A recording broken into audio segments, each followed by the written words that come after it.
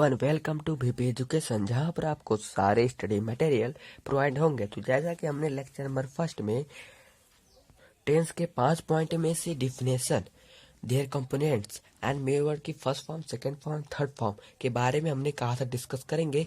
लेकिन lecture number first में हमने डिफिनेशन और देयर कंपोनेंट कंप्लीट कर दिया। मेन वर्ड की first form, second form, third form को कहा था जब जरूरत पड़ेगी तब बताऊंगा। And use of helping verb according to the tense, इसको एक बार फिर स्क्रीन के ऊपर लाऊंगा। And classification of their tense, इसी को हम शुरू करेंगे। ठीक है, तो चलिए स्टार्ट करते हैं। तो एक बार फिर आपके स्क्रीन के ऊपर आ गया helping verb.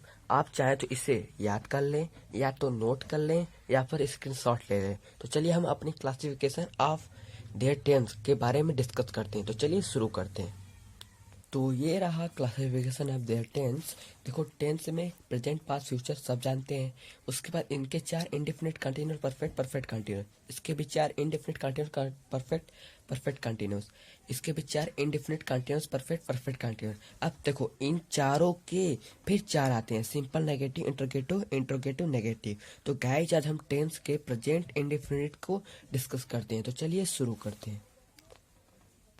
Present indefinite tense, तो चलिए आज इसको डिस्कस करते हैं। प्रेजेंट इंडेफिनिट टेंस की पहचान है, यानी आइडेंटिटी है, जिस वाक्य के अंत में ता है, ते हैं आते हैं, उसे हम प्रेजेंट इंडेफिनिट टेंस कहते हैं। और भाई, इसमें मेन वर्ड की फर्स्ट फॉर्म यूज होती है। ये 2 चीज आप याद कर लो, प्रेजेंट इंडेफिनिट टेंस समझ लोगे। तो चलिए इसके मेथड और रूल को समझ लेते हैं, और साथ ही साथ एक एग्जाम्पल भी ले लेते हैं फिलहाल में। छोटा सा एग्जाम्पल है, रवि गाना गाता है। देखो, मैंने क्या बोला था, ता है, ता है, यानी जिस वाक्य के अंत में ता है, ते हैं, ती आते हैं। देखो, गा ता, ता, देखो वाक्य के अंत में जाते हैं। ठीक है, ता है, तो इसका क्या हो जाएगा, ये हो जाएगा प्रेजेंट इंडेफिनिट टेंस। ठीक है, बहुत इजी है, ऐसे आप समझ सकते हो। जैसा कि आपको मैंने बताया था, टेंस का प्रेजेंट इंडेफिनिट का सिंपल को हम लोग डिस्कस करेंगे। और देखो, इसी इंडेफिनिट का नेगेटिव भी डिस्कस करेंगे, इंट्रोगेटिव भी, और इंट्रोगेटिव नेगेटिव है। तो चलिए पहले सिंपल को डिस्कस करते हैं। सिंपल को शुरू करने से पहले मैं एक चीज और बता दूं कि प्रेजेंट इंडेफिनिट टेंस को सिंपल प्रेजेंट कहते हैं, सिंपल प्रेजेंट भी कहते हैं। It is known as simple present. तो चलिए सिंपल को शुरू करते हैं। रूल नंबर फर्स्ट है, he see it only one name के साथ यस या ईएस का यूज होता है। सर कहोगे कि सर हमने तो हेल्पिंग वर्ब में डू या डज किया था।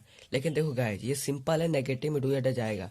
लेकिन पहले सिंपल को समझ लेते हैं। तो मैंने क्या कहा, he see it only one name के साथ यस या ईएस का यूज होता है, जो कि हम उसे सिंगुलर प्रोनाउन भी कहते हैं। जैसे ही सी इट ओनली है ना, तो इसे हम सिंगुलर कहेंगे। ठीक है। और रूल नंबर 2 है, आई वी यू दे के साथ यस या ईएस का यूज नहीं होता है। ठीक है, देखो कहीं भी आई आ गया, बी हो गया, यू आ गया, दे आ गया, इसके साथ यस या यस का यूज नहीं होगा। चलिए आगे बात करते हैं। ई यस या यस मेन वर्ब के अंत में जुड़ते हैं, वाक्य के अंत में नहीं, मेन वर्ब के अंत में। जो यदि वह सिंगुलर रहेगा तो, यदि सिंगुलर नहीं है तो मेन वर्ब के अंत में नहीं जुड़ेगा। यदि सिंगुलर है तो ई या यस यूज होगा। तो चलिए आगे बढ़ते। यदि किसी भी मेन वर्ब के लास्ट में या फिर मेन वर्ब के वर्ड में वावेल यस यस या यस यच या सी एच आ जाए, यक्स आ जाए, तो उसके साथ यस यूज होगा। यदि किसी मेन वर्ड के अंत में या फिर वर्ड में कॉन्सोनेंट आ जाए तो उसके साथ यस यूज होगा।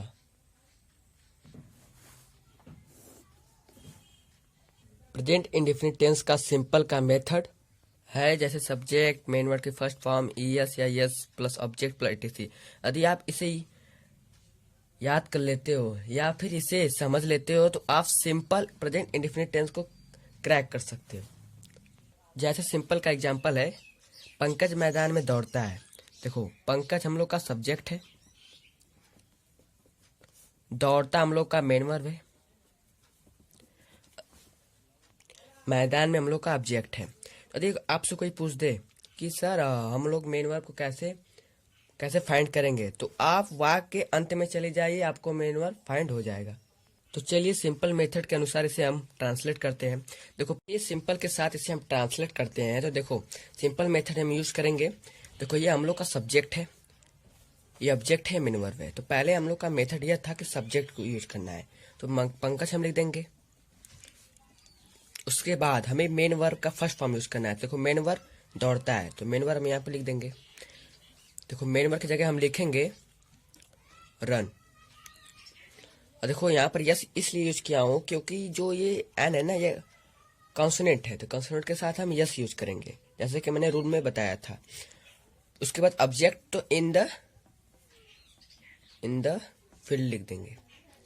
तो ये हो गया हम लोग का ट्रांसलेट। चलिए एग्जाम्पल नंबर 2 देखते हैं। एग्जाम्पल नंबर 2 है मेरी बहन रोती है। तो देखो मेरी बहन सब्जेक्ट होगा, ठीक है। किसके किसके बारे में बात की जा रही है? मेरी बहन। तो ये हो जाएगा सब्जेक्ट। रोती है हम लोग का हो जाएगा मेन वर्ब, ठीक है। देखो पहले हम क्या यूज करेंगे? सब्जेक्ट। तो सब्जेक्ट क्या है? My sister. उसके बाद हम लोग का मेन वर्ब होगा। तो मेन वर्ब की फर्स्ट फॉर्म होगी वे। उसके बाद यस या यस का यूज होगा। देखो पी क्या है? कॉन्सोनेंट है, तो कॉन्सोनेंट के साथ यस यूज होगा। तो ये हो गया ट्रांसलेट। एग्जाम्पल नंबर 3 है सुरेश अपने भाई के साथ नाचता है। देखो सुरेश हम लोग का सब्जेक्ट है, तो पहले सुरेश लिख देंगे। उसके बाद हम लोग का मेन वर्ब। तो मेन वर्ब हम लोग का नाचता है, तो उसे लिख देंगे डांस। अब देखो डांस में ई यूज हुआ है, तो ई के साथ क्या करेंगे? यस यूज करेंगे। तो यहाँ पर यस यूज कर लिए। उसके साथ किसके साथ नाचता है? अपने भाई के साथ। तो अपने के लिए यहाँ पर यूज होगा हीज।